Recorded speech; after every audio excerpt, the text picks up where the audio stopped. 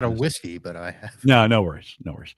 Hey, you've got this part of the video. You've got the live unedited edition. Home Gadget Geeks. It is Thursday night. It is the 11th of May. It's 8 p.m. in the Central Time Zone, 9 Eastern. If you've caught this any other time than that, you've got the recorded version on YouTube, and that's okay. Hang tight. We'll get started here in just a second. And Marv Bee is with me tonight. We're in the pre-show. We'll get started with the real show here in a few minutes. But Marv, thanks for saying yes. I appreciate it when you come on the show. It's always great to see you. I'm glad I was available. Yeah, no, it's always good. Are most Thursday nights open for you, or are there some that just wouldn't be? Well, actually, every other Thursday is open. Okay. So I'm actually in the middle of a business reinvention, rebranding, Oh, whatever's going to happen. So yeah. I've got a person that I meet with every other Thursday, and we talk about our business structures in the channel right now and what we need to do to grow. And Yeah, for your own personal business. yes, Yeah. Yeah. It's probably a good time to be having those conversations. The world is changing around us yep. as we speak. I think it probably always does, right? It's always one of those things you got to be kind of staying on top of trends and some of those kinds of things. What do you let's typically we do a beer pour. I have left my beer somewhere around here, but what do you have? You were already drinking it. So Yeah, I've been on the deck for 2 hours already, so. I've got the traditional Yingling Yager. Ooh, yeah, Lager. that's a good one. Yager. I was going to go try to find something new, but I don't drink enough to have new stuff all the Yeah, time. yeah.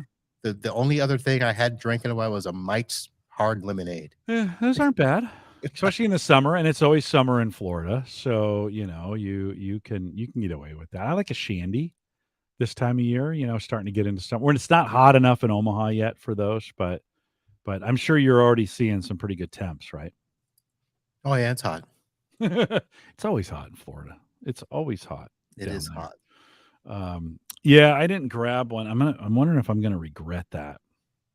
So the last 2 Thursdays, for whatever reason, my oldest, he lives 5 minutes down the road. So actually it's 3. And he was like last week, he was like, "Hey, what are you doing after work?" And so we enjoyed a few cocktails on the deck, and it's been beautiful.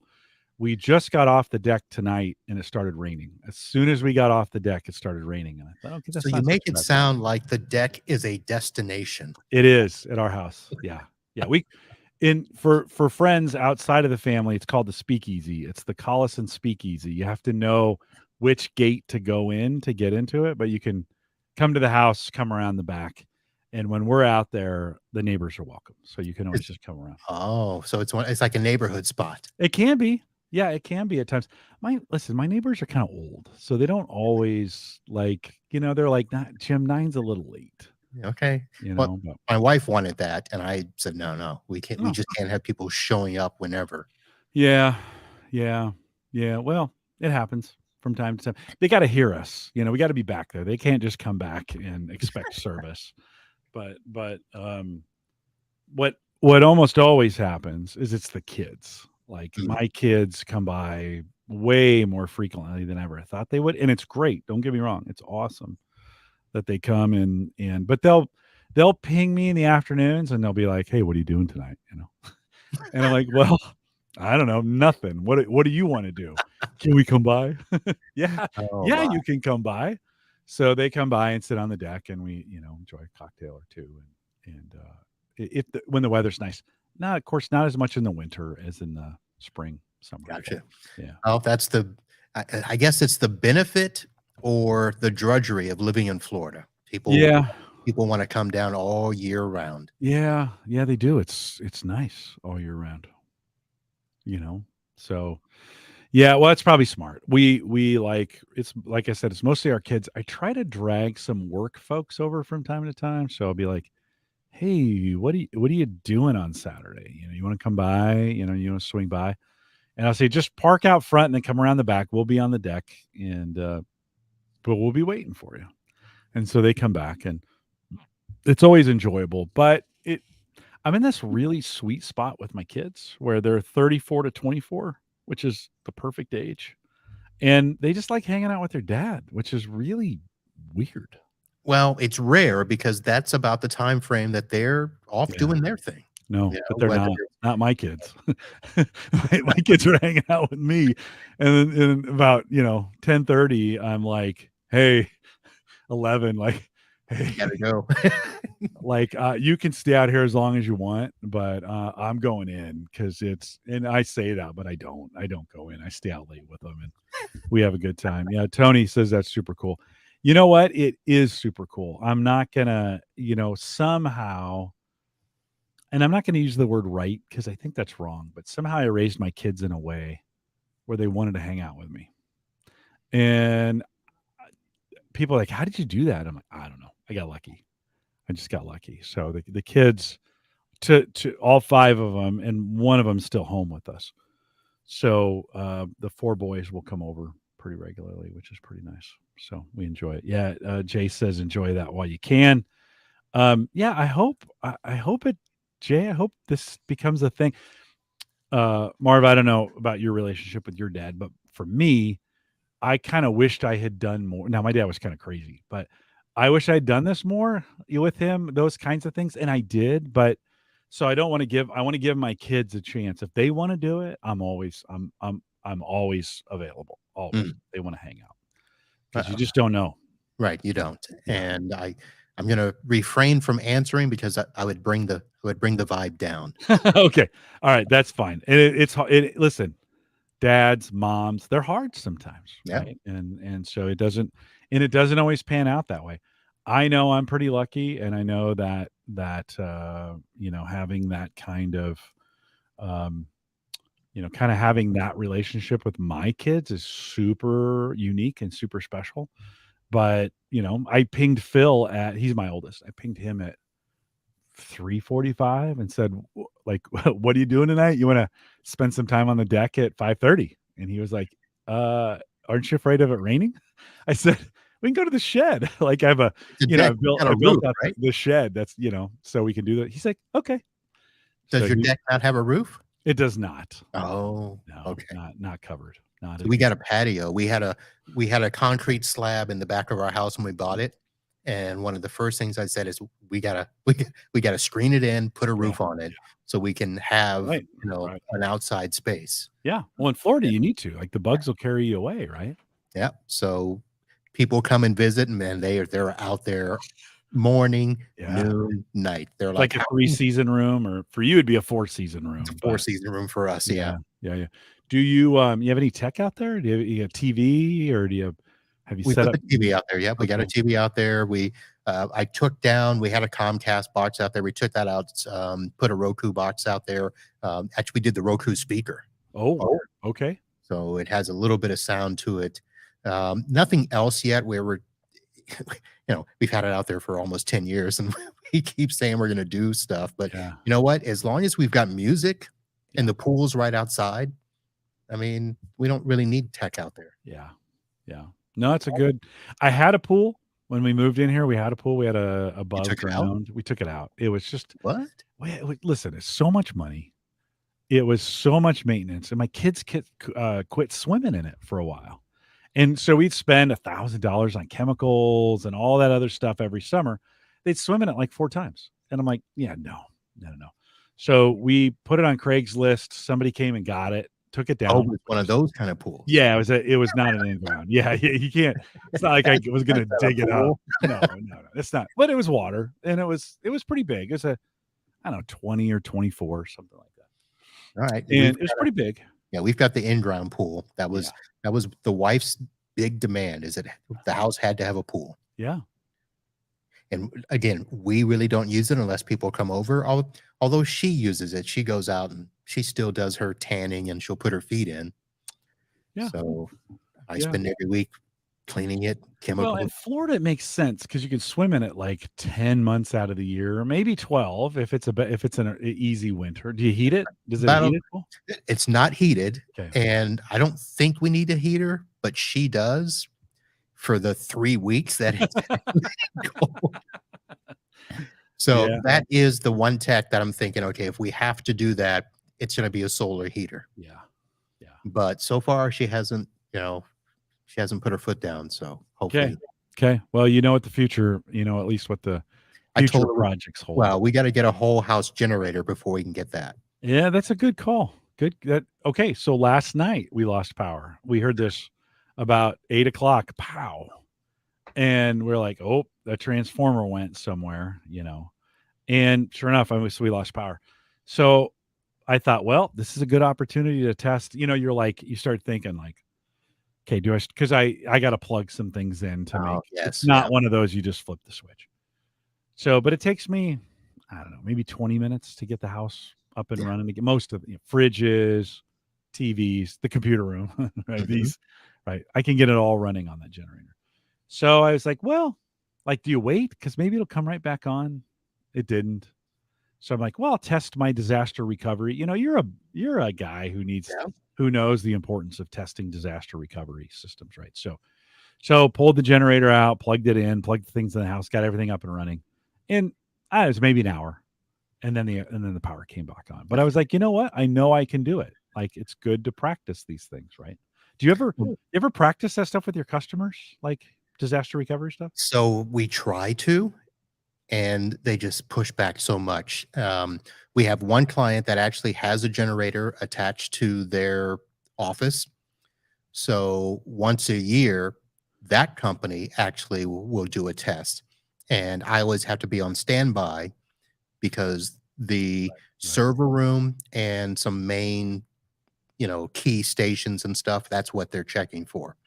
It's not a whole building generator, so I have to basically stand by because we actually have backups on the servers. So Right. in theory, nothing should go down during their test. Yeah. Yeah. But you do test it with them. Yeah, oh yeah, we tested with Yeah, them. good, yeah. I actually will do a couple of tests like behind the scenes where I may go to a client site on a Saturday and test it because most of my clients don't work on Saturday. Mhm. So I can do that and test that. And then the backups, the data backups are the big tests we have to do. So we're, you know, for Home Gadget Geek type people, this is but I actually will have to take a backup offsite. I test whether I can spin it up on new equipment. Because that's the thing I worry about is a hurricane comes through, wipes out their office. We gotta bring in a brand new server. Can I pull the backup from the cloud and spin it up on new hardware? Yeah. Well, I can do that at my office and not have to disrupt them. Right. Right. Well, don't underestimate the audience because most of the folks that listen to this are IT admins or they have enough equipment at home. In fact, maybe later in the show I'll ask you about UPSs because I've Okay. gone down this road a couple times. And I probably have enough equipment that I'm a small business, just to be honest. And last night Got with enough power, monitors to be it. oh, for sure. Yeah, that's for sure. Um, so today when I got home, right before we started recording, one of the UPSs was not beeping, but kind of grunting. I've never heard this Oh. sound before. It's kind of and could you grab me a glass? Okay, thanks. I Oh, I I was gonna say, did you get a I, delivery? I did. Sammy Oh, Sammy was nice congrats. enough. She's home from work. And have you heard of this one before? I have not. Yeah, I haven't either until I bought it. Went down just to one of the local liquor stores. It's a Rochester, New York beer. It's honey. It's a light lager with a little honey flavor Hmm, to it. Yeah, it's actually write that down. actually a little honey brown. I don't know if you can find it anywhere. Thank you. You're the best. I was just gonna ask if you you said you went there, so I'm assuming that you probably know either the owner or the cashiers or something where you can say, "Hey, what's new? Something I can try?" Yeah. Or do you belong to a beer of the month? No, so I went in. So I hadn't been to this liquor store in a while, and I went in to see what just kind of deals they have. Yeah, Like, okay, what do they specialize in? It's a local one, so it's not an couple ABC. couple blocks away. No, not very big, couple blocks away. But sometimes those small ones, you find some gems in Yep. there. So I went looked at the bourbons first, and then I was like, they don't really have anything. So I went, but I feel bad about just walking in and walking out. So I'm like, well, I can always use beer. It's So it's it's not like an adult bookstore. Why do you feel I just do. I just do. They're in business to sell things, not for me to Oh, to browse and yeah, just not to browse. Yeah. Hey, so I'm walking around looking, and the gal says, "What are you looking for, honey?" You know, that kind of. And I said, "I don't know, something delicious." She goes, "We got a lot of delicious stuff back there." So I saw this. It was in a box, 12 pack, and it I don't know, it just looked good. And so it's not the first time I've had it, but it's just a light lager with yeah, a taste of honey. yeah, got a nice hearty, clear view to it. Yeah, no, Doesn't look it's too not bad. watery. I wouldn't pay a lot of money for it. I wouldn't call What's it in a the can, first of craft all, so beer, you but shouldn't. it's a little bit like Bud Light. It's Mm. All Oh, right. Well, now that I got the beer, good to go now? I think we're good. Yeah, my Sammy's so good to me. Yeah, Tony says, "Yep, yeah, that's service." I just pinged her on Facebook. Say, "Hey, could you bring me a brown, a honey brown down?" And she was like, "Yeah." So it's good. See, like my kids are awesome. I can't complain. Okay, we got a lot to talk about. Not really, but we have enough because I never run out of things to talk about. And let me kick this thing off. Here we go.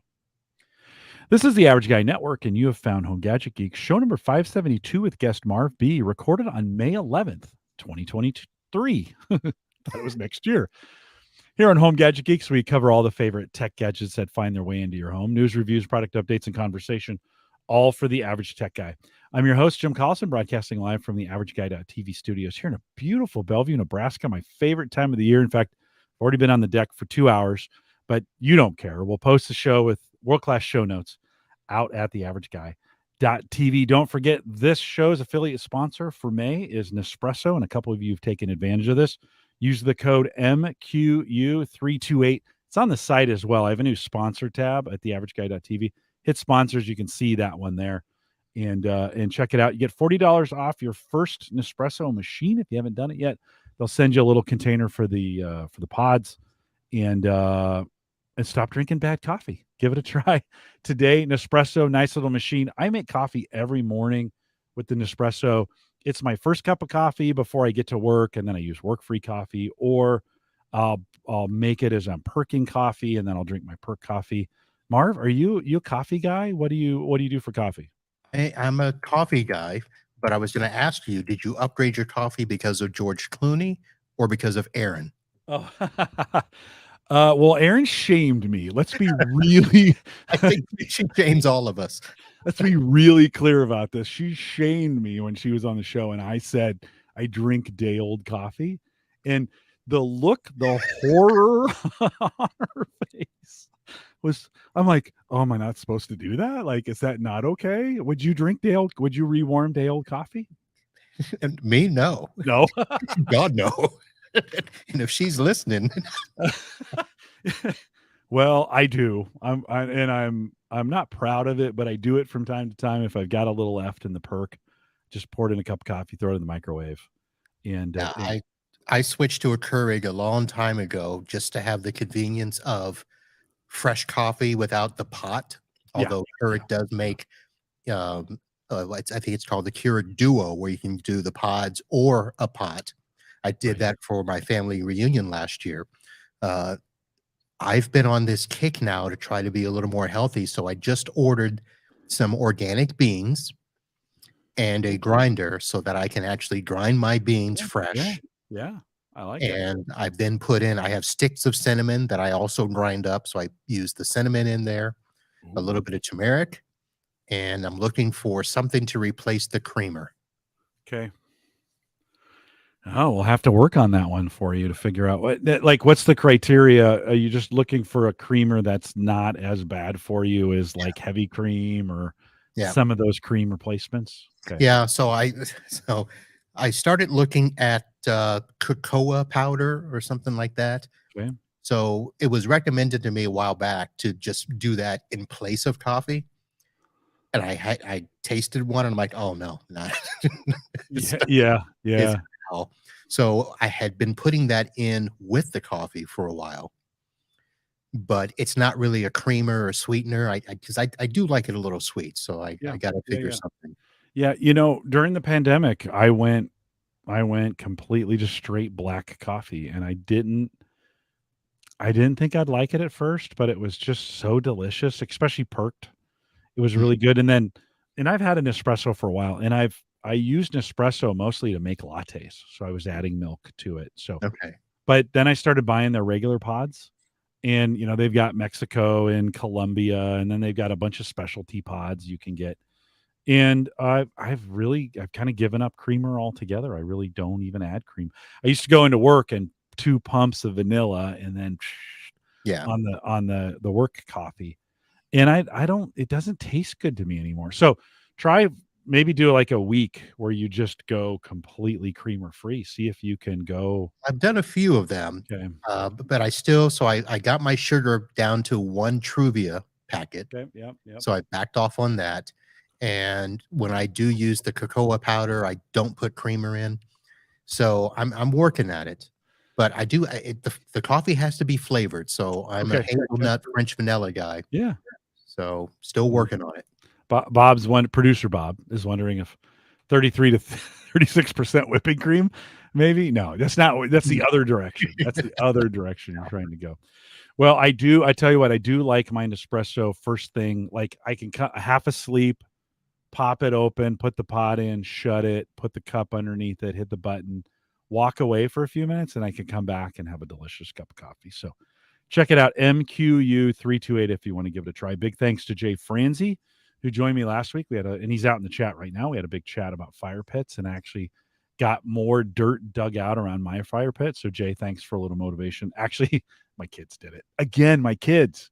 They came over, two of them came over last weekend and were helping me dig out the fire pit. They're pretty awesome. But Jay, thanks for coming on last week. And then, of course, big thanks to our Patreon subscribers. If you're finding value in Home Gadget Geeks and you want to give back, you don't have to. It's okay. But if you want to, there's a way to do that. Patreon. Go to theaverageguy.tv/Patreon. You can do it for 1 month or as long as you want. Available out there for you. I mentioned him earlier, but Marv Bee is back. The IT Business Podcast at the itbusinesspodcast.com. Marv, always great to be with you. Thanks for coming back. Thanks for saying yes to this crazy podcast. Hey, thanks for having me. I told you a long time ago that I need to kind of be involved in these types of podcasts because even though I'm in the business of IT, I'm not the IT geek outside of work. So, the discovery of things that I need to do at home, I'm getting from you guys. So, Yeah. Yeah. the sprinkler, Yeah. tech was one thing I did. Listening to the cutting the cord type conversations that you guys have. Those are all things that I don't get at work. So I'm getting them from you. Yeah. Well, I appreciate it. And listen, I get them. This is every time I try to quit this podcast, oh, I forgot to change the number again. We're at 572.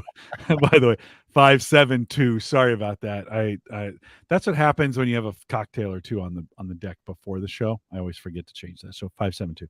But I also get, I mean, a lot of the things I've done, I think about Erin and some of her recommendations and as far as what folks, Dave McCabe came on. We talked about he's making now those little wood smokers for cocktails where you put it on top of the cocktail, put a few wood shavings on it, light it up, and then it adds smoke to the Mm. cocktail.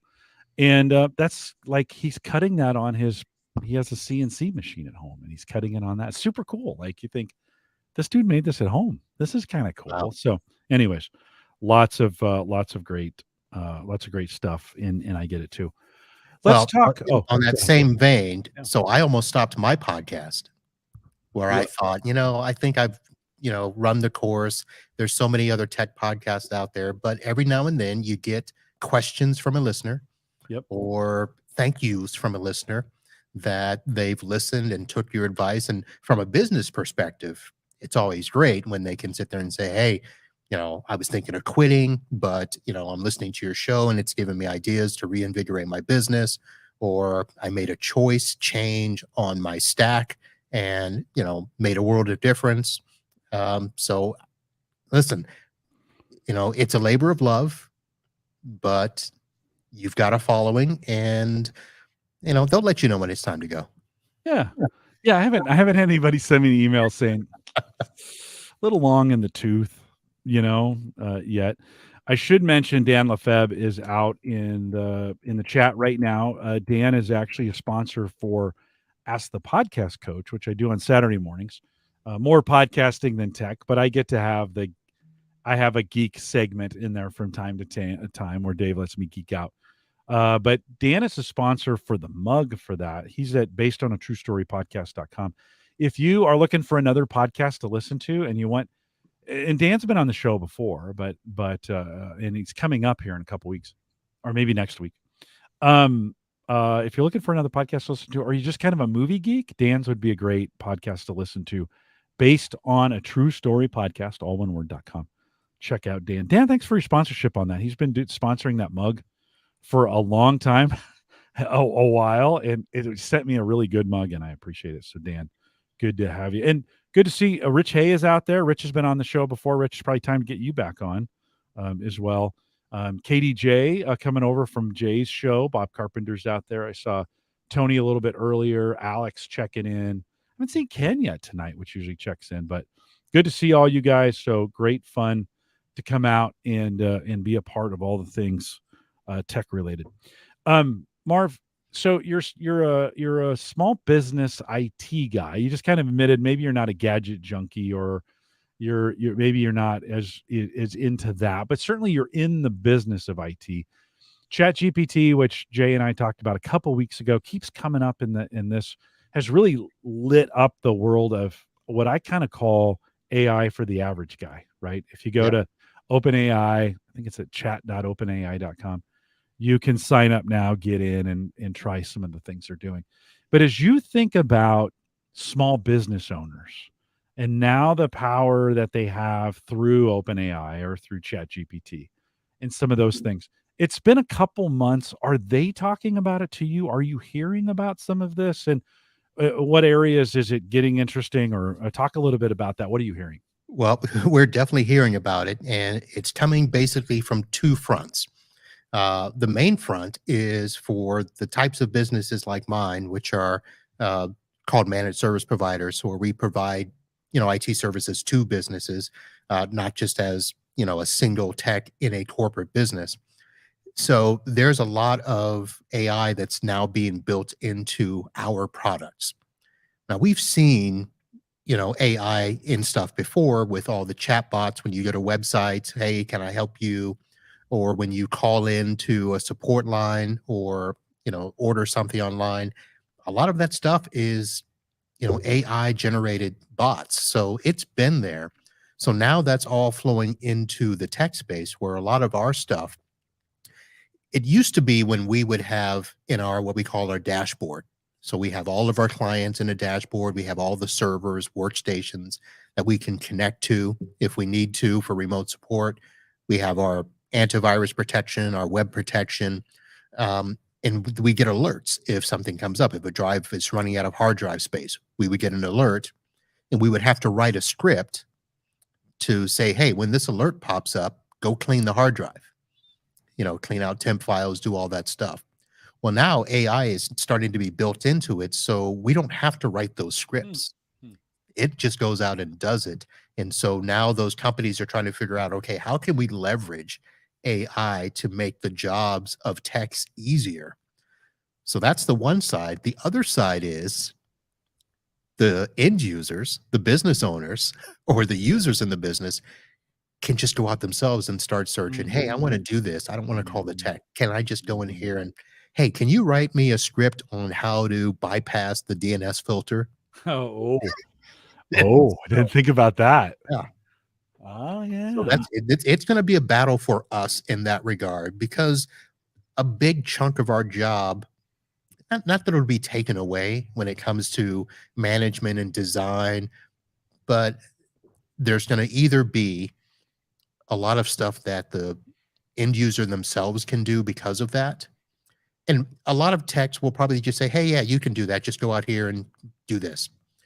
Or it's going to create more work for us because they're going to go out and do something and AI might be wrong. Yeah. Yeah. No, that's, I think, an important point. And I was going to mention that, like, not everything in Chat GPT is true.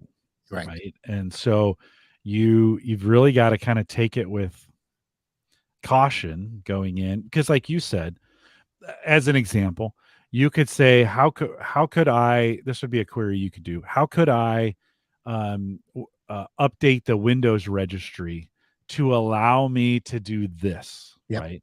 And it may give you a really solid answer that looks right and is not right at all, right? Mhm. And so the user feels empowered and then can go in and update, make that registry edit. Can you imagine if you gave AI the rights to do the edit itself and you told it to do that, and then it it started opening things, and like it is right sometimes, but do you want your users necessarily doing some of those advanced things just based on what the AI tells them? Well, no, and that's why we lock down workstations so that users don't have Right, admin privileges on their station, right. which is a battle that's been going on for years. Why do I have to call you just to update QuickBooks? You know, Yeah. it's like, Yeah. well, I'm sorry, but we can't allow that to happen. So again, there's software out there that we can put on stations where we can give those users, hey, you can update this, this, this, and this, but nothing else. Mhm. It's an extra cost, but that's available. I mentioned it before, I think on this show. I can't remember where I talked about it, but I asked ChatGPT to give me some sources, some source links. Like I think I was working on some Blue Iris stuff, and I said, "What would be the four most helpful links for Blue Iris software?" And it gave me four links. Not one of them was right. Right? They were old links that Blue Iris has obviously updated their site since then. They didn't work. I actually didn't. I mean, I checked them a little too late. It wasn't too late, but it was after I'd posted it. And I was like, "Oh, yeah, you gotta be, I think you gotta be really cautious." Do you So, like, what kind of questions from your business folks, what kind of questions are you asking you about AI? So I'm not really using it a ton for my business yet. I know that there are other techs, and I'm kind of letting them blaze the trail for me. What I'm using it for is as conversation starters. If I need to write an email to a client about a process, I may just throw in there, okay, how can I say this in a nice, tender manner? And And write it in the tone of someone who cares, right? yeah, Is what yeah. So I'm doing that. I'm Yeah, using it to kind of help my social media posting, yeah. where I'll say, "Hey, write a Facebook post that talks about this," and it does it. It just cleans it up and sounds a little better. Now, could I have done it? Yes, and that's where the battle is going to be with all of these AI things. Is it's really stuff that we can do ourselves, but it's just going to be faster with that. But the scripting part is what I told you is happening. Yeah. And I have done a couple of times where I came across a problem that, normally I'd either go into one of my professional chat rooms and say, "Hey guys, any of you seen this?" Or I might do a "Hey Google, what do you know about this?" But now it's like, well, let me go over here and hey, Chat GPT. But actually, I started using another platform called Perplexity. Hmm. Talk about that a little bit. What is that? Perplexity is basically the same thing. I don't know who makes it, but it seems to be a much more updated platform. Whereas we know that ChatGPT, wasn't updated since 2021, although they're talking about opening it up and doing updates. Perplexity is up to date. So if you're looking for factual information, it's going to be able to access a lot more recent sites and a lot more recent sources than ChatGPT. So, So should I put so the link for y so for you, I threw the link in the chat room, so they have it. Perplexity, just like it sounds, at AI? perplexity.ai. And, so you're finding, so its value to you is that it's more up to date, or It's is it giving you different answers? Well, it is different answers, but it's a little more complete and accurate than ChatGPT, I'm finding. Now, I'm not asking it to go out and say, write me a podcast script on, coffee mugs or something like that, which Yeah. people are starting to do. That's, something you and I need to be careful of. But Perplexity it seems like it's more like Chat GPT is more like Facebook, and Perplexity is more like LinkedIn. seems to be a little bit more So more professional. business oriented? Yeah, Is that what you mean by more that? business oriented, more professional, a little cleaner. It's not as muddled down as GPT. You know, sometimes you can go into Chat GPT and it's like, oh, sorry, we're busy. That's true. If you're on the non-paid, Yeah, and remember you're on 3.5 of ChatGPT and not yeah, 4 unless you're on the paid version. So this is Perplexity as we're looking at it. One of the questions I always like to I ask ChatGPT if it knows me. So I said, do you know Jim Collison from Home Gadget Geeks? And the answer is Jim Collison is the host of the Home Gadget Geeks podcast, which covers various tech gadgets that find their way into people's homes. Okay, I think I've written that somewhere. Just to be yeah. honest, it's not. I don't think it's picking that up from podcasts, but the podcast features news, reviews, product updates, and conversation for the average tech guy. Now, it is citing sources there, Yes, right? it is. So, Yes. So, and uh, below that, you'll see where it's pulling it from. It's the first two are Apple, then Anchor, Learn Out Loud. So it's pulling from sources and putting this together. Now, what I had been doing is I would put the same question into Chat GPT and mhm. compare them. Yeah, yeah. Well, and this is a lot like Bing. Rich reminds us a little bit here in the chat. He says Bing service provide links with all its answers to the sources of the content in the reply, Right. which ChatGPT does not at this point. You can say cite your sources, but even those are a little questionable. Like if it sounds good, I've gone back and checked the sources, and they're not exactly what I was looking for. I mean, we have to remember, I think, in a lot of ways, ChatGPT is it's a language calculator. It's really good at making things sound right based on what it knows. Its language abilities are awesome. Its translation abilities are even better in a lot of ways. But its accuracy, it's a lot like me and a lot less like a professor in a college. When I don't know something, I make it up. When a professor doesn't know something, he says he doesn't know what it is, right? And I think in some regards this is it. But it does say it finishes. Jim Collison hosts the show with the lineup of other hosts and are live every Thursday night. Jim Collison is a contributor to the Average Guy Network. So pulling those that is Apple, Anchor, Yeah. Learn Out Loud, and the Average Guy.tv. Yeah. It's pulling Now, it and from that's there. the concise version. So if you go below that, see where the thumbs up or the thumbs down is, the next line in the middle is more detailed. So you can click that and it will expand and give more information. So you see now it gives you actually a link to your website. Yeah, it looks a lot better too. You know, um, it's also got a related topics down here Yes. on the Yep. bottom. So, what are some recent topics covered on? Let's see if it gets this right. So we'll click on this and see. So recent topics covered on Home Gadget Geeks podcast include updates on home automation topics from Yolink. Is that how that's pronounced?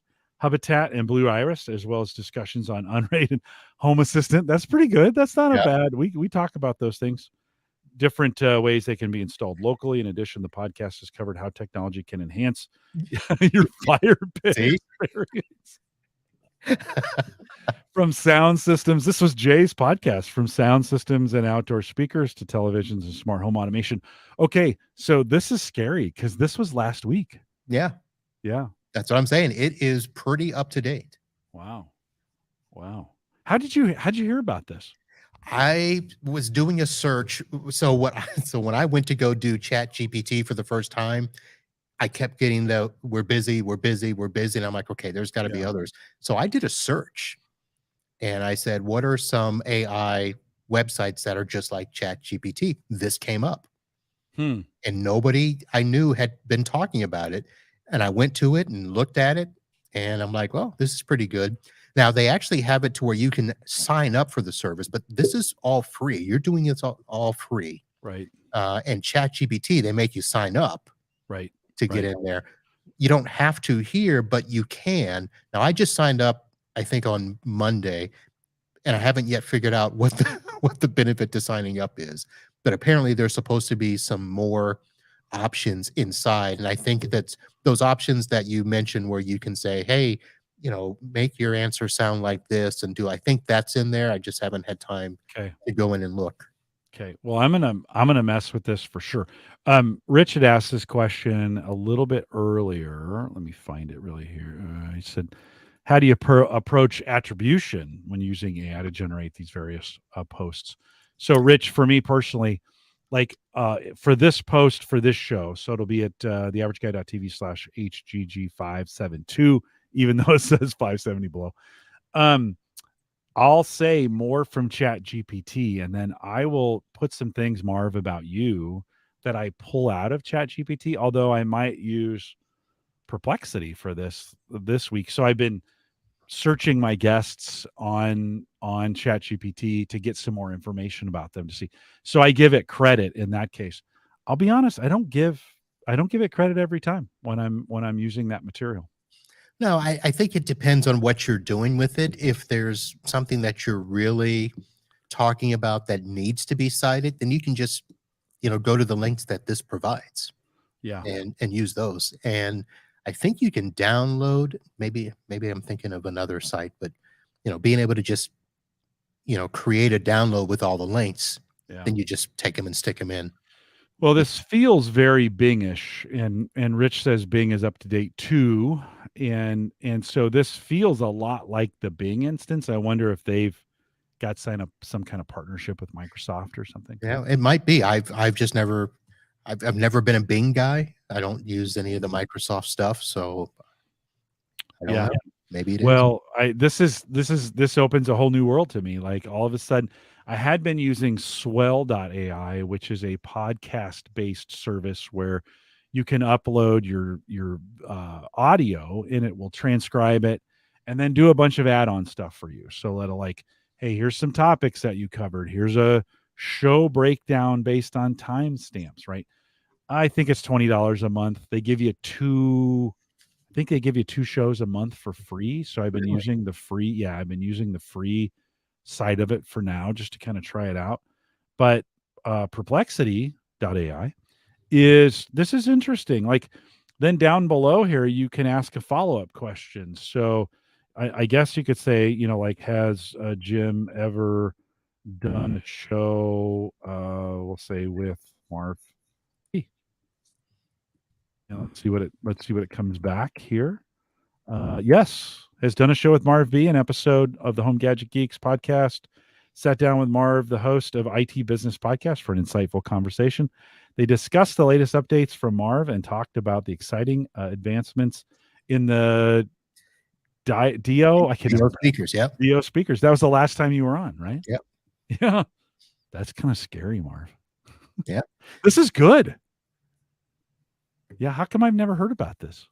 Well, I mean, you probably heard about Bing, so if Bing's more popular than Well, I haven't used Bing very much. Yeah, I haven't used Bing as much. I don't like the interface for Bing. It's kind of so now when you go there, if you do a regular search, the screen will kind of scroll up and Bing is up, which is kind of strange, right? You go up and the Bing the search is up there. But this is wow.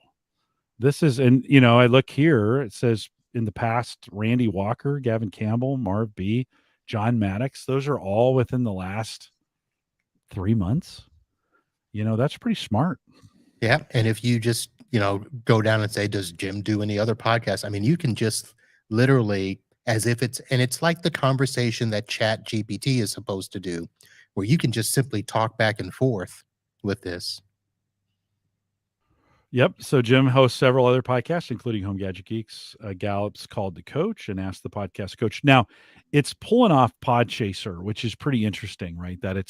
There's a lot of information about the podcast that I do, and that's interesting that it's being able to pull it from there. And see how fast they pulled? Yeah. Yeah. What other okay, so I've done this. This has been a vanity moment where I've done all these things about me. What other kinds of things would you use Perplexity for, do you think? Again, I use it for like I'll use it for my outline. So if I've got a guest, like you do guest research, you said with Chat GPT, I'll do some outline searches in terms of, hey, tell me some highlights about this company that the person works for. Or if I find information that they were on another podcast or something, I may say, hey, give me a summary of this and that. So it helps me with research in that sense. So Rich is making an interesting question. He says, so no statement then it was generated in whole or in part by AI. In some cases, yes. In some cases, no. Rich, just to be completely honest. But I've had this burning question, No Marv, in Microsoft stuff. I have this burning question about AI. So as I think about if I was going to write something about, I was going to do a review on a product, I would probably go out and do a bunch of research and pull all these things together, right? And then I would write it in my own, write it in my own kind of way, right? There's most work is just derivative work at this point in some of the stuff that we're doing. Am I necessarily going to, if I've written it completely in my language, am I necessarily going to give credit to those sites? In some cases, I should. I don't see a lot of bloggers doing it that way now. Certainly what I know about things, I might have read somewhere else and not know the source, but I'm now there's a saying, the first time I say someone said, the second time I say it's always said, the third time I say I've always said, right? All of a sudden that goes from a source to you're the source. Yeah. If this AI stuff is a word calculator, like if we do math, we don't necessarily give the calculator credit for doing, like, oh, by the way, I figured out this on a calculator. We don't say that. Do we need to say I figured this out, like AI figured this out for me on a word calculator, if we treat AI like a word calculator? So this discussion is going to get much bigger because For so sure. I've had the discussion. I mentioned that, will AI replace the real live podcaster? And if you go to YouTube and look now, there's a lot of videos on there where there's no person that you see on screen, but yet you see the text generated messages in an AI generated voice that's reading along with it. But they're not giving attribution to anything either. But those are getting very popular on YouTube. I know and the reason I mentioned about the marketing. So in my industry, the big push is for business owners. If you want to market, you need to do so many LinkedIn posts or Facebook posts. You need to do video. And I've caught some of them where they'll get on and do a 2 to 3 minute video and they're reading. And I'm like, wait a minute. And I'll go to I'm like, they're reading an AI response. Yeah. And it's one of those things where I'm like, okay, how much of this is going to be happening in our world? And I think that's where we're going. And, I feel bad for school teachers now because the kids, that they are going to be doing this for all their papers. And we're going to have to come up with some way to put their papers through some sort of website or algorithm to see, okay, is this an AI generated paper? Or did they really write it? I think the question I have is, does that matter? Like when calculators first came out, and I grew up, and you did as well, in the 80s, and we don't remember a day without calculators. But it wasn't that far away. My teachers would talk about using slide rules for really complicated things, right? Of course, complicated calculators wiped out the slide rule, right? By the time you and I were taking, high school physics or whatever, we were using calculators for the most part. We were, but I remember sitting in calculus class, my very first calculus class, trying to figure out how to do it because the teacher said no calculators. Yeah, well, we did have a little bit of that, but I think today, right? I bought my kids calculators. Like their math classes would say buy these calculators, right? The PA 35 plus 22 or whatever. And I think the Mafia sold them because they were like $145, and they could have been like $30, right? Anyways, I think by now we don't think of using a calculator in math class as cheating. No, we think of it as an assistant, right? In AI is not, I mean, going out and doing some of these queries isn't a give me. Now you can copy and paste, right? But do I really I wrote an article at theaverageguy.tv about the history of Jim Beam. I just put that in the AI, like, tell me the history of the Jim Beam company, right? I want to Right. know more about it. Okay, all that work's been put together. It's all out on the internet. Like, if it goes and finds that for me, do I really need to? Well, one, do I really need to be writing blog posts on the history of Jim Beam if anybody can search for it in AI, right? I guess what I'm saying is the importance of the written word. Like when we write blog posts now, I wonder if they're discounted a little bit because I could just go to AI and get it, Yeah, right? I think you're right there. And take a step back. Remember when we were doing papers and we had the Encyclopedia Britannica that Right. we Right. begged our parents to buy, and you had those Right. big books on the Yeah. shelves? Yeah. It's no different. It's Right. just much Yeah. faster to do now with technology. Yeah, I think education's gonna have to pivot on this and say and expect not they're gonna need to expect more. Like, instead, because okay, so now the content, they used to say write a 25-page paper because that was a challenge. Okay, Yeah. it's not a challenge anymore. Now we need to think like write 25 well-written pages of content that actually makes sense. Because I could use, if say I was a photographer, I could use Photoshop and make a really great, take a terrible picture and make it really great. We wouldn't have any problems with that, right?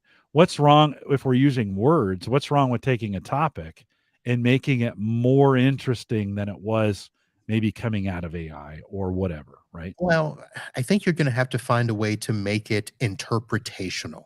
Like, Yeah. what are the implications of, or what are, trying to find a way to take the data that you can just gather and twist it to where you have to think of a different answer that's Yeah. not just simply regurgitating fact of what's out there. Yeah. So the idea of creating presentations, Yeah. where you're not just simply up in front of the class reading, or you're not just throwing something up, on your post that's a marketing thing. It's gonna have to be three-dimensional thinking, or as Spock would say, four-dimensional thinking. Well, I think it's going to have to be, and this is what AI doesn't have yet, is experience, Right. right? And I think we've got to, the stuff we need to put together. So if someone's coming to something we've written about, we've talked a lot. Well, we talked about the Nespresso, right? You and I mean, I could easily put a post together of all the benefits of using an espresso. But what AI doesn't have, and what they've actually limited it on, is an opinion, right? They don't let it say it's the best, or they don't let it say it's one of the best. Right. If you ask it, give me the best reasons for this, it'll say, I can't do that. I can give you some reasons, where humans, or at least in our own experience, I think we bring experience to it to say, no, you know what? Yes, it has all these things. And maybe this is the difference where we think about in education is we can't just vomit information on papers. We actually need to have an opinion. And I'm going to say that opinion is way more important than the words written on the paper. I think professors need to be looking for opinions, Yes. right? And not just the Jim Beam Corporation was formed in 1890, blah, blah, blah, blah. You can get that anywhere, but I can't necessarily get from AI. Now we're close in some ways. I can get pros and cons. Like I can tell it, give me the pros and cons of the Nespresso or Solo Stove or whatever, right? And it will give you some things that's learned from the internet, but that's only from other people. Now, is that value? Okay. So if AI has access to 10,000 opinions, can it have its own opinion based on those 10,000? I mean, if you're just dealing with algorithms, Yeah. no. But Yeah. if you allow it to speculate, then maybe. But that's where this whole, Scary at that at point. that point, is it alive? Right. Is that one of the things that makes it sentient or makes it alive, is like all of a sudden it goes, yeah, my opinion is you're terrible. I'm going to wipe you out. Right? So just to give you an idea, so one of the topics that I was going to bring up was going back to a podcast you had with Christian Johnson. Yeah. And because I've got a customer I'm dealing with a password manager issue with them. And it was going to be, the questions about LastPass, Keeper, or Bitwarden. And so I was in perplexity going through some stuff. And I just redid it here because I asked a different way. But I said, which is better, LastPass, Keeper, or Bitwarden? And it goes through its whole thing. And then at the end, it says, ultimately, the best password manager for you would depend on your specific needs and preferences. Yeah. Yeah. Well, and maybe this is the next generation where, we talked about this when Jay was on, is that I really need AI to know me before it starts making suggestions for me. Now, I have thousands of hours of transcripts, at least at work, not so much with Home Gadget Geeks. I did that for a while and then I stopped. But I got all these transcripts. Now, we know Google behind the scenes is transcripting every YouTube video. It's there. They've got it, right? You could do a large language model just on yourself. In my case, I've got all this audio. It could know me and my preferences from maybe some of the things I've said. Now, when I've said them, I might have had a good, like LastPass, I might have had a good opinion of LastPass 6 years ago when they were a sponsor and things were going well there and we had a good relationship with them and it was a different ownership. Today, and maybe this is nuance, today, not so good. Like there's a lot of bad things going on with LastPass right now at the moment based on their ability not to keep things secure and their inability to be transparent and some of those other things. That's my opinion, right?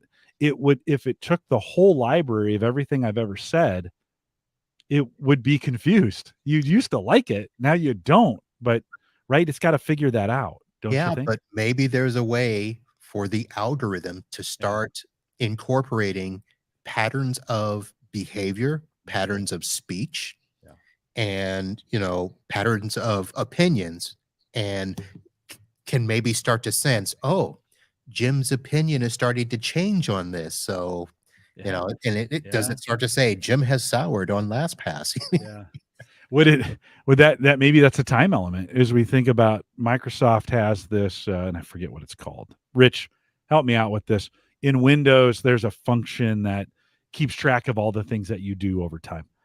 Or maybe there used to be. I don't know if they're still doing that or not. The graph, social graph. I'm Anyways, sure doesn't that's matter. still there. They've changed the name, but I'm sure it's there. Something like that. So where it would have my opinions over time. But I think until we move into some large language model that's personal, it's going to be tough to get an opinion. And I think that's what separates us from AI is that we've got, and it may not even be rational. Like we may have reasons, like we know the owner. So we like this product over this because we like the owner, not necessarily because it's the best product, but because emotionally we like the owner. Yeah, Right? we like the owner. Their sales rep, bought me dinner one night. They paid for me to go on a trip. I mean, there's all those factors that come in. I like the way, this salesperson does their webinars. I love, there's all these factors that come in that AI just, can't grasp yet. Yeah. Yeah. Well, it can't trust. Like that's one of those, I don't think it has a element, there's these words we use like trust and integrity where it can't, I don't think today it can get that. It could trust that I have this relationship. I don't know what it is, but I trust them. Right. And so it is, I think it's an interesting, certainly going back to the what we can use it for and what it's good at. I think there's a lot of great ways to use this thing. Like I said, I like it as conversation starters. I like it as research, background on either a person or topic. It does do, the pros and cons of certain Yep. things. Yeah. So, Yeah. it, Yeah. you know, Microsoft Graph is what Rich is saying it's Growth called. Graph. Yeah. Yeah. Would you be Marv, would it be alarming? Say you turn this over to just materials that you've either created or podcast things you said on podcasts, like your data about you, the things you've done on your computer, the documents you've created, some of those kinds of things, and said, create a large language model about me. Would you be comfortable with that? In all honesty, no. Yeah. However, who's to say that they're not already doing that? That's I true.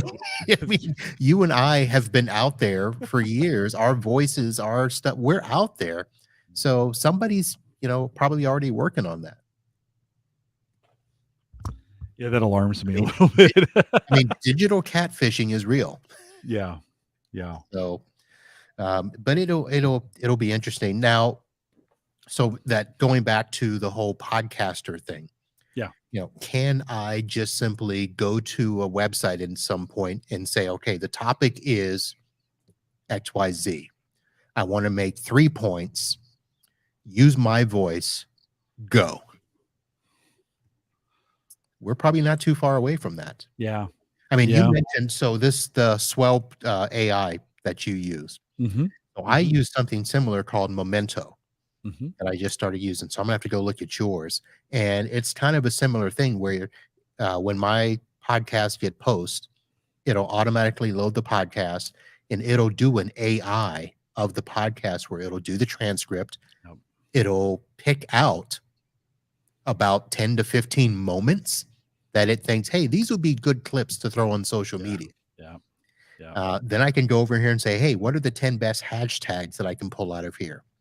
Hey, write a social media post where I can publicize this on Twitter and LinkedIn. And I mean, all of that stuff is already becoming available that it'll be interesting to see where it Yeah. goes. Yeah. I've resisted it a little bit, just to be honest. It's all been available to me, and I've implemented some of it into Home Gadget Geeks. We haven't actually changed anything I do on the Gallup side. We're actually in a lot of conversations, with it comes, from a business perspective and what we do from a polling perspective and news. We've got to really, really, really think about this and do this thing right. So here's a question. And so for you, I mean, you're in the business of surveying, Mhm. right? How much of that do you think might be influenced by AI responses? Mm. I mean, can that happen now, or are you truly doing? Are you doing phone surveys? Yeah, no, it's person to person. So there's no written survey that they can go to a website and fill out these No, questions and no, stuff like that. Okay. no. We 'Cause have a very specific methodology. We have to ask the people. There's no websites. That's not the in the sample. Yeah, you have to go to a real person to get those. Okay. Yeah. The reason I asked that is so I have a company that reached out to me about a month ago that is a research company for the tech industry. I don't know how they found me, but I'm assuming it's because of the podcast. Yeah. And they've tagged me as a expert in the industry that can answer questions.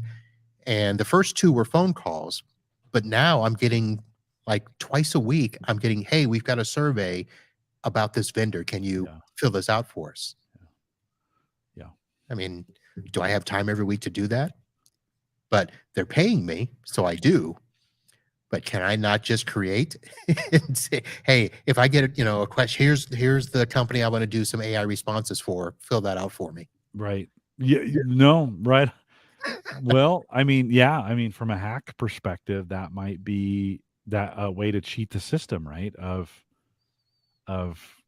getting a bot to do the responses, right? In that case, and then yeah, and then it would actually sound like a real person. I don't That's think the crazy thing.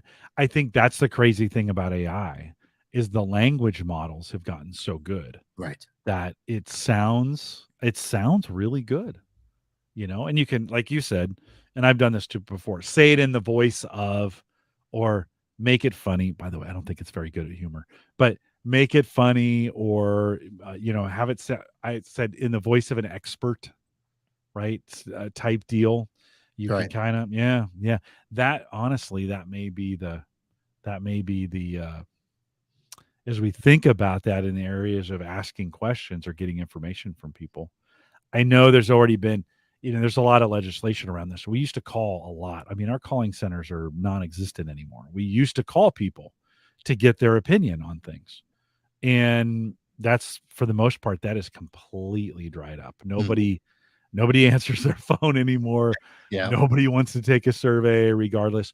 Now what they do is they just go on Facebook and complain. Like, Right. that's what happens, right? If you got to pay more attention to what's going on in social media than the actual surveys, because that's where they're going to complain. Yep. That's true.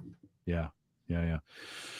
Marv, interesting conversation. You or I are not going to get to the bottom of this, but I think, again, I try to cover, as we think about AI, I've been trying to cover this from an average guy standpoint. Like, what do you and I think when we think about AI? I mean, there's a lot of discussions going on around this, but how does that affect us? And I think it's great to hear from your perspective what your customer. I never thought of customers defeating your systems by asking AI, "Hey, how do I get around this?"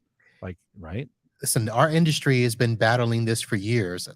Um, Here's an example. Remember the magazine, PC Mag, and Mhm. well, God, the one that just went out of business, Maximum PC. Yeah. And Hmm. when I started in the business, I would wait for those to come out, and then I would just, put a tickle in my calendar, because a lot of phone calls that I would get for the next month would be people doing all the stuff that they found in those magazines. So, I think that it's going to be interesting. Now, in the hobbyist realm, I don't think it'll be that big a deal, because hobbyists are always used to going out and doing research and forums and all of that stuff. AI is really not going to be any different for them. It's the average consumer, average end user in my businesses that I support that I'm worried about. That technician that says, why are you paying somebody to come in? I can do this for us. Yeah. And they'll just go on to Yeah. Google, Yeah. ChatGPT, Perplexity, and say, "Wow, hey, how can I deploy this software without an IT administrator?" Here's the thought: is YouTube just a version of AI with examples? Yeah. I mean, You that know? technically that has been YouTube for the last, what, 10 Yeah. years? Guys on YouTube. I mean, so we just so we had an AC guy coming out, and he's like, he goes, "I'm glad you guys call us, because so many people call us after they've tried the YouTube video." I mean, because Yeah. there's the AC electricians are sitting there saying, "Don't spend $300. Go buy this part for 13, and here's how you do it yourself." Yeah. Yeah. Until you said, I hadn't put these two together. I never had that thought about YouTube being an AI in some way, but it is. Like, I can go out and ask it, and then an automated answer, so to speak, right? Yeah. You can find about 15 different ways to do things, and you pick the one you want, and then it shows you, I fixed my dryer that way, I've done plumbing that way, I've done some electrical that way, I've needed to fix something in my something small in my car, and I'd be like, okay, 2006 Honda Civic, how do I get to the speaker? And it shows me a video. Yeah. Like, in some ways, that's kind of what we're getting out of AI. So anyway, I never that's a new that's a new thought for me. Like, ooh, YouTube's kind of, well, and then what happens when we have these videos being made? I mean, today there's people making them, but couldn't YouTube's got enough stuff, right? That couldn't they kind of create their own videos that are AI voiced that do Listen, this for us? all they've got to do is ask the right question, Yeah, generate the text, throw up the appropriate picture or video, right, right. you know. Because they have it all. Yeah, I mean, that'll be the thing. Yeah, yeah, And all they have to do is match up the text with a video from they could even probably go and grab it from the company's website Yeah. because there's, I'm sure there's backlinks everywhere to these videos. Wow. Yeah, it's interesting. Rich says the advent of search engines made IT support a nightmare, Yeah. and it's gotten really good. I mean, man, there's just so many. Listen, these people are just trying to be helpful, right? I mean, they're not. They're the folks on YouTube. They're just. I mean, they want hits and stuff. They want, but they're just trying to be helpful, right? I mean, the guys that show you how to fix your dryer, or the guys that show you how. Hey, here's a weird thing about this car. You can fix it yourself this way, and you can, right? You can do it that way. For not everything. I'm not going to fix my transmission, or I'm Right. not going to do an engine. I mean, I guess I could, but I'm not going to do an engine rebuild off YouTube. But Yeah, it's so, people to ask me, when people do those YouTube videos, what do they gain out of it? Because, are they taking away your business? And to some degree, not really, because what they're trying to do is say, hey, look, here's the easy things you can do. But when it gets hard, call me. yeah, You know? yeah, yeah, yeah. Well, that's the difference, right? Is you're still smarter than the lowest common denominator on YouTube, or putting all the pieces together, or there's still some things that are really complex that Yeah. just can't be demonstrated. I don't know. That's a crazy question. That's a crazy question. Well, certainly a good conversation around AI. And you've opened. I'm going to use the heck out of this perplexity. I mean, I think it has its place. Just as I look at it, it certainly is. It's prompts. So after you put in a prompt, it gives you 3 additional prompts of things you should be asking questions about, which is kind of interesting. It almost is like a rabbit trail where you're Mhm. like, I wonder where this is going to go. How deep could I go on this thing? Is very interesting. I think I'm going to have to spend some time with Perplexity and check it out. So good. That's worth the price of admission right There you there. go. So thanks for that one. I brought Okay. some content. Yeah. Well, I mean, some really good content. I do want to ask you. So I have a really hard question to ask you. Okay. So I have, I basically am a small business here at the Collison house. I got 1,000 monitors and a bunch of PCs. I don't know. I think I have 6 or 7 in the house, and I have 2 UPS backups that are, they're the average one, the 1,000 versions, whatever they are. They range from 600 to 900 watts. The PCs that I put them on, they're plenty powerful, but they're kind of consumer grade. I mean, if I plug them into the generator, they blow the breaker because they don't have the right sine wave thing going on for them or whatever. So when we lost power last night, I know not to plug the UPSs into the generator because it doesn't work. So Right. I have to unplug them from the UPS and plug them into the power, make it work. Today, right before the show, one of the UPSs was blinking and it was making a groaning noise. And I shut it off because I'm like, all right, I have to fix it after the show. For what you've seen in the space, as you think about it, and we've talked about UPS. It's not the first time I've talked about it on the show, but I think I might be ready. If I'm going to have to replace this UPS, I'm kind of wondering, should I be thinking about spending more than, today for that big of a UPS, you're going to spend $200, let's say. Should I be thinking more about a $600 or $800 UPS to back everything up? Should I? I've looked at some of these solar generators that I can use as a backup in the house. They're a little more expensive. We're talking probably $1,200 to do what I want to do. What are your thoughts, just as for the average guy, UPS backup stuff? Have I asked you this question No, you've before? not. Okay. And Okay. Good. and I'm sitting here thinking, I'm scrolling right now through my Amazon purchases because what I've done, so I've got a generator out in my shed that I hope to never have to pull out again. It's a big, I don't know, 7,500 or whatever. It's a big boy. And it's on the And I have a wheel. 6,500, so that's Okay. what I use. Yeah. So I had to lug that thing out, and we were contemplating, do we find that AC adapter to plug it into the box so that I don't have to do all the cordage things that you were Right. probably talking Yeah. about doing. Yeah. And that's where I'm like, you know what? Just get a whole house generator. Yeah. And that's where I'm at with the house. Okay. However, in the meantime, so I'm a big APC guy when it Mhm. comes to battery backups. So Mhm. I do all the research and I've got the right ones I buy for servers and desktops. But I'm actually for home use, I've actually gone to these portable power stations. And the most popular ones, I forget the name of it, but there's one that's the Blue Yeti, the Blue Eddy. Oh, That's yeah, Blue Eddy. Blue Eddy, yeah. Yeah, Yep, so what yep, I've yep. been doing actually is we're starting to stock up on those. Now, I'm not using the Blue Eddy, I'm using a similar one, and I don't see it in my history. But yeah, but there's all that stuff there. You're talking And about, like, these, but on a bigger scale, right? yes, So yeah, the higher end ones. So like the 1500 one above there that you just passed, the Anchor 757 for 1099. yeah, this one up here. Yeah.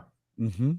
So a couple of those is about the cost you're going to pay for a really good generator. Now, of course, the gas generators are cheap. You can get those for 400 or 500 bucks, and the whole house generators, you're going to spend 4 to 6 thousand for the unit itself, and then you got to pay for the electrical hookup and all that. So you're getting 10 close 10 to to 15,000 is yeah, you're usually getting what up you're there. yeah, So yeah. I've been looking at a couple of these. Now I bought one for the office that I use with my podcasting gear. So when I go out, I plug everything into that because it's got the AC outlets and all of that stuff.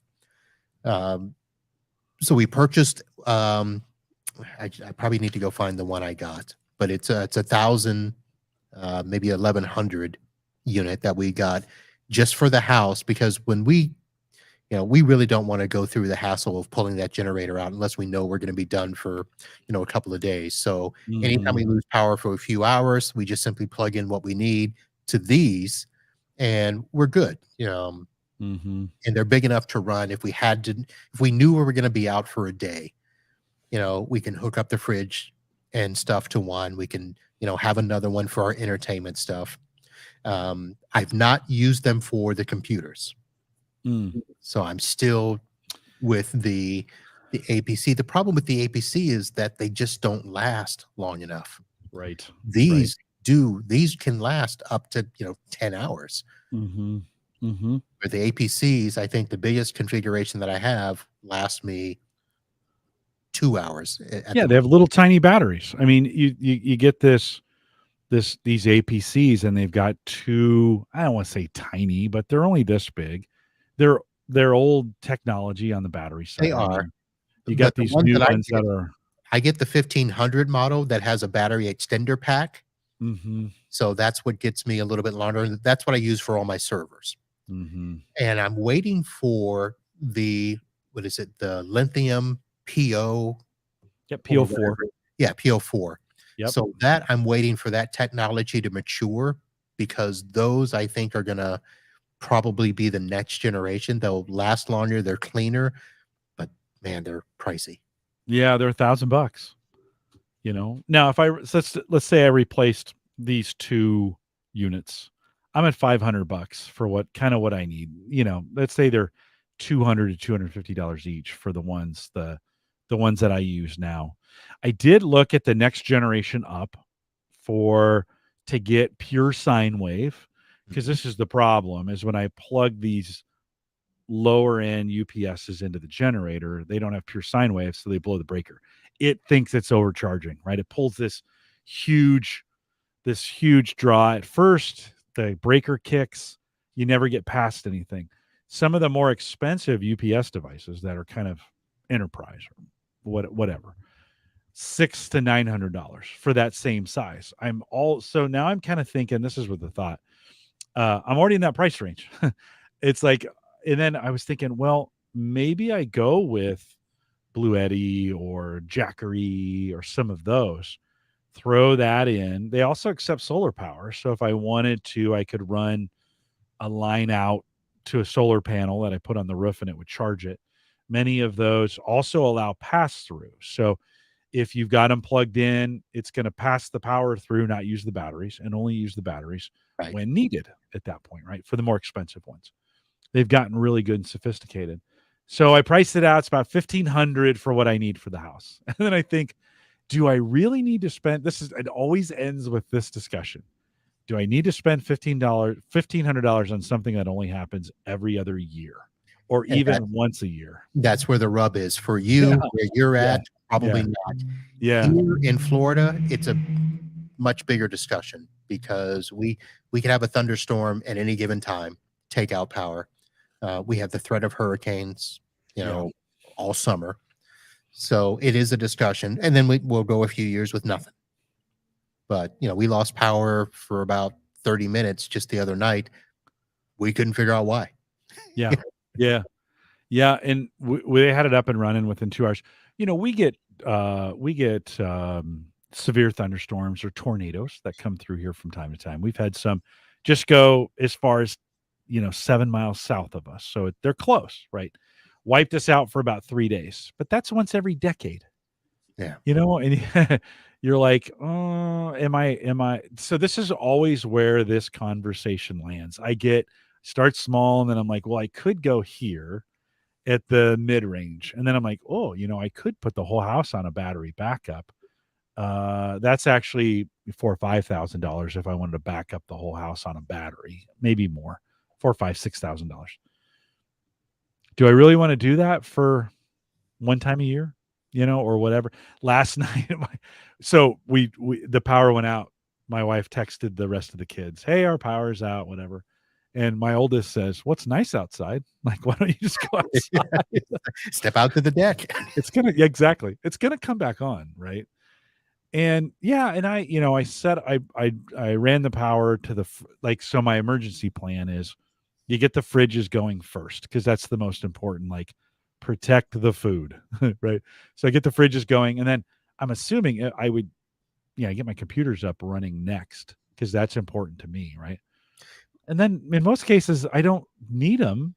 I don't really need them. I mean, I could Yeah, use a laptop. I could but go somewhere else. but the difference is your computers you're going to want on an actual true battery backup that when the power goes out, they stay running for at least a few minutes for Yeah, you yeah, to get an alternate power source there.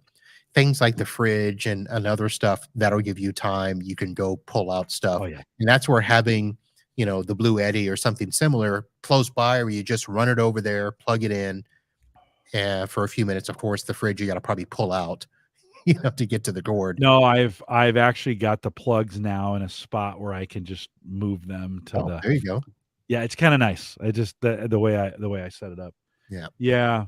I think Marv, I think I'm over engineering it, right? I It's think like so too. For yeah, and at least for you and your neck of the woods, and yeah, for the amount of time. yeah, For me, I've had to think about that. And it's okay. What can I live with or not live with for 30 minutes? right. And that's Yeah. where we're at. So my biggest fear now is our office is not on any sort of generator. And I'm thinking, okay, I need to do something here, but I don't want to spend the money because I'm leasing. Right. I'm not going to Right. buy the building because it's too much money.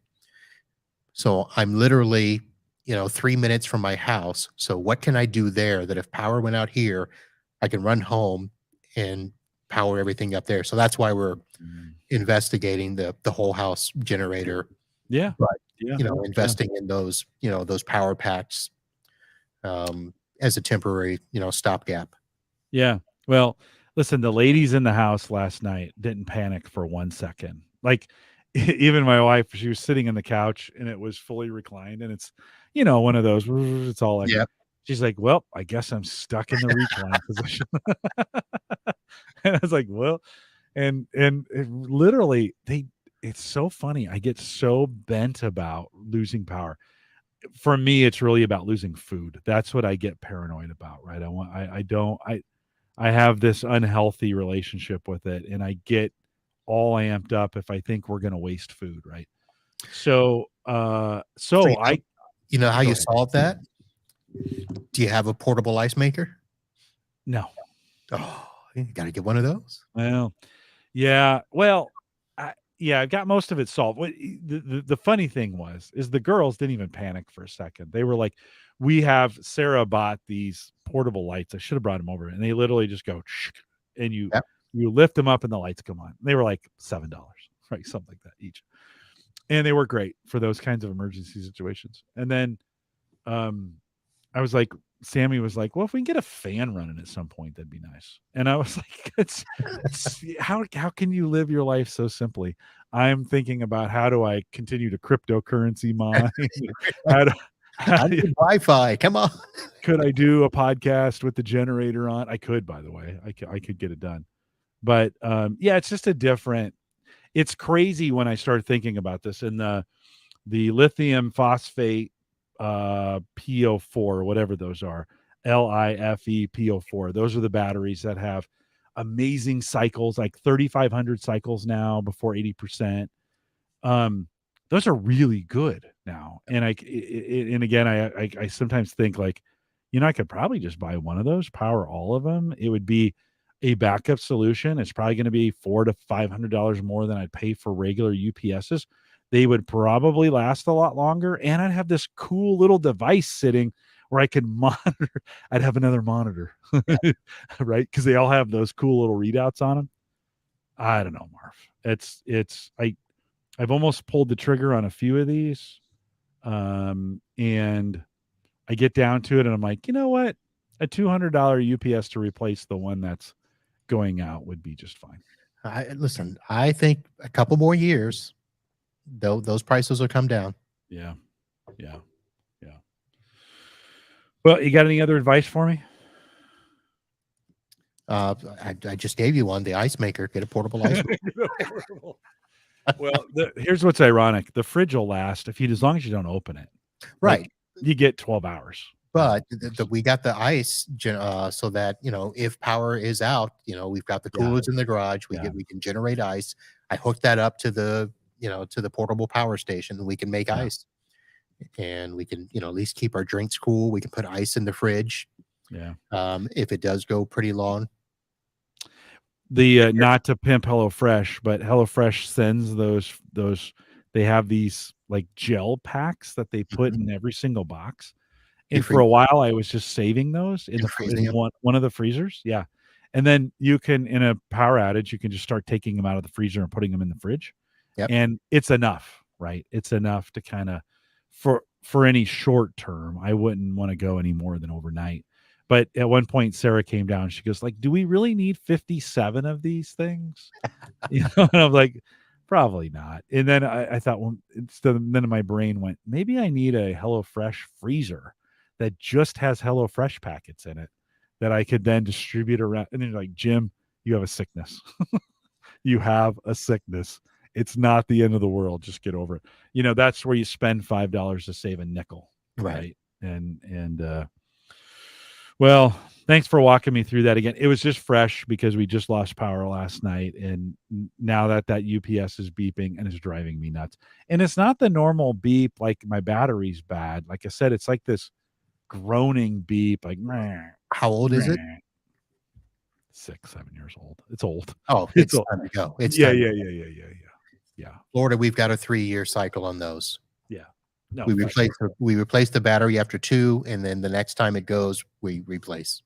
Listen, Marv, I will buy $1,000 Anchor 757 portable power thing, but I won't drop $200 on it. Cheap. Like, because it's just not as cool, right? Yeah, that's true. Yeah. These things are pretty cool. The other problem that keeps me from it, they're so cool. Do I really just want to leave it sitting on the basement floor? I mean, yeah, I've got a lot of things plugged into it, but do I really want to just leave it sitting on those kinds of things? They're meant to take out and impress people with, like, we're camping and we have power and we're cool. Right. Yeah. I was just looking. So NextPow is the model, the brand of the one that I got. So they have a Solar Station 2000 Life PO4 battery with 4 outlets, fast charging, 900-watt input, solar generator for home backup, camping and RVs, $999.99. Yeah, it's $1,000. It's $1,000, and it would bring everything in for me. Could I do that? No, I really need about 12 or 1300 down here to be able to. So I need a little more. I need a little more than 900. I guess is what I'm saying. Okay. I think between all my 3, 6. No, maybe I could. Maybe I could get away with it because I think I have right now. I have two 600 watts, and I use about 400 on each. So that's about 800. But then there's no room for growth. Yeah. You know. Yeah. This one's Well, in the refrigerator or freezer for up to 18 hours. yeah. Guess what I'm gonna. Well, listen. I'd only buy one of these to power the computers, right? Right. That's one of those, to be honest, that's one of those where I want to plug everything into one thing. And then when the power goes off, everything stays on and it gives me really enough time. Those small little UPSs last 7 minutes, maybe 15 if you're lucky. 15 to 20, I think is. Yeah, with a new battery and the wind blowing behind you and all those other kinds of things, right? Going downhill, those kinds of things. So, I'd really like more like 30 to 45 minutes, just leave everything on, unplug it from the wall and plug it into the power cord I bring in from my generator, and then just have the generator start charging it. That's the ideal situation. And so if I could get Look at the yeah, 1500 model with the battery extender. Now they're big. I mean, I'm not gonna yeah, lie. They're yeah. they're like a little suitcase. You know? Mhm. Yeah, I'm But just kind of thinking, and it was way more important during the pandemic because I was working at home all the right. time. Now I'm going in 5 days a week. So like it's not as if the computers didn't work here, I just go to work, and I just it's not as big of a deal as it was. But it just reminded me like, can I make this again, make it a little more simple? All the utility fridge stuff down here is on a single plug. And I Mhm. literally just unplug it and plug it into the generator socket or into the generator power. Everything powers back up. It's one There you go. ready to go, you know. So I don't know. You know what I'm gonna obsess about all weekend now. Thanks, Marv. I'm gonna have to listen to the beginning of next week's show to see what you did. Did I buy one? Did I buy one or not? I don't know. I've got a couple thousand, maybe $5,000 worth of carpet coming in, so maybe I should hold off on. Oh, Yeah, yeah. Right. Well, for the regular listeners, I'll say this. So couple weeks ago we lost our cat, which has been a big member of the family for a long time, and it was tough. It was like I didn't podcast the next week. It was really really like it was a member of our family. We'd had this cat for like 20 years, but I'd been saying for the last 10, like, okay, when he goes, we're gonna recarpet the whole house because it's cat, right? They barf all over it and some of those kinds of things. So we waited and waited, and waited and waited. So this cat held on forever, right? I mean, it was just like, so we really miss him. But in fact, my daughter knitted me a oh. desk cat. This is super cool. So my daughter knitted this for me. I said, "Hey, would you make me a little?" He was an all black cat. Okay, I So was gonna say, does that look like yeah, him with the eyes even? Below the eye? exactly. Yeah, exactly. She did a great job. So Sammy, thanks for doing that. But I said we'd replace all the carpet. So guess what we're doing right now? Tomorrow, one of the guys is coming over to measure for the downstairs and upstairs. I hear you. We had cats. Well, we had 3 for the longest time. We're down to 1, and we're waiting for that so we Yeah. can remove the carpet in our bedroom Yeah. and put down tile. Yeah. So, Well, same position. I yeah, feel the bill is coming due, so to speak.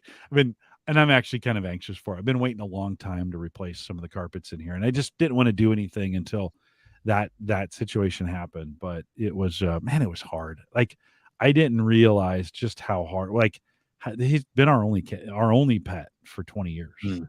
and you think, oh, he's gone. This is weird.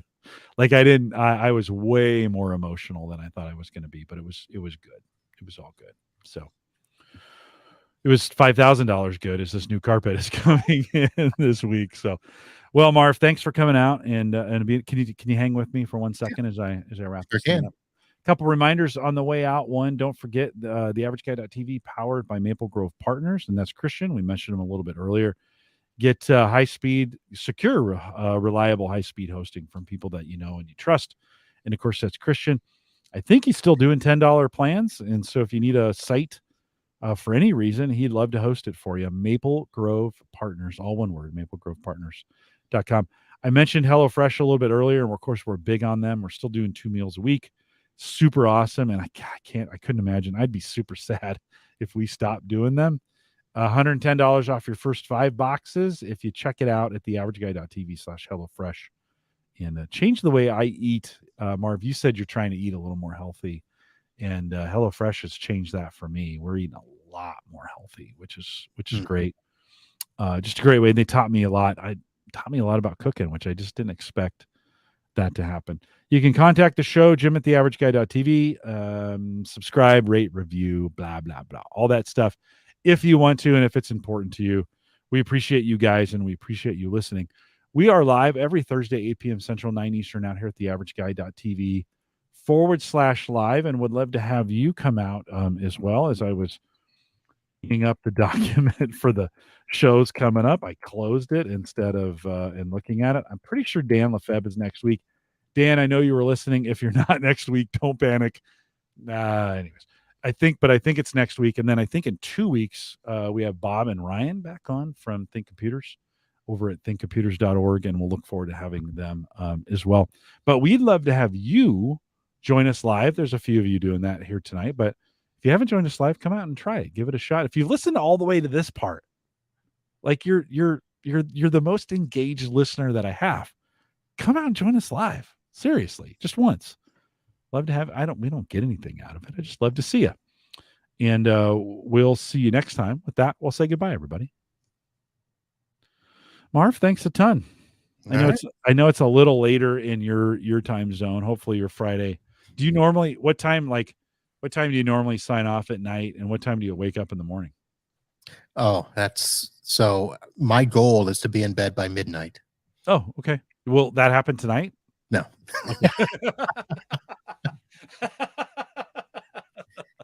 In fact, it's probably been 3 weeks since I've been in bed by midnight. Oh, okay. All right. So I don't feel too bad. Yeah, we've had I took on a new customer a while back, and there is a part-time tech that was helping with that. There are about 70 users. Well, that tech is on vacation all the way through June 1st. So I'm having to pick up the slack for that. So that we had a customer move. We just did a remote migration. So each night I've been doing one computer, migrating from one station to the next. And then the next morning I get the user to connect to the new computer. We have a new remote access program. So it's just, yeah, it's a little bit of work. Yeah. Sorry about that. But you love doing it, right? It's good. It pays the bills. Right. No, right on. It's interesting work. I mean, it's never dull. It's not too mind numbing. Yeah. And every now and then we get to do some great, network designs, and I get to play with my tools and good stuff. Good stuff. If you're listening live, thanks for coming. I'm going to let Marv go, but I want to talk to him for just a second. So we're going to let you guys go first. Thanks for coming out. We'll see you back here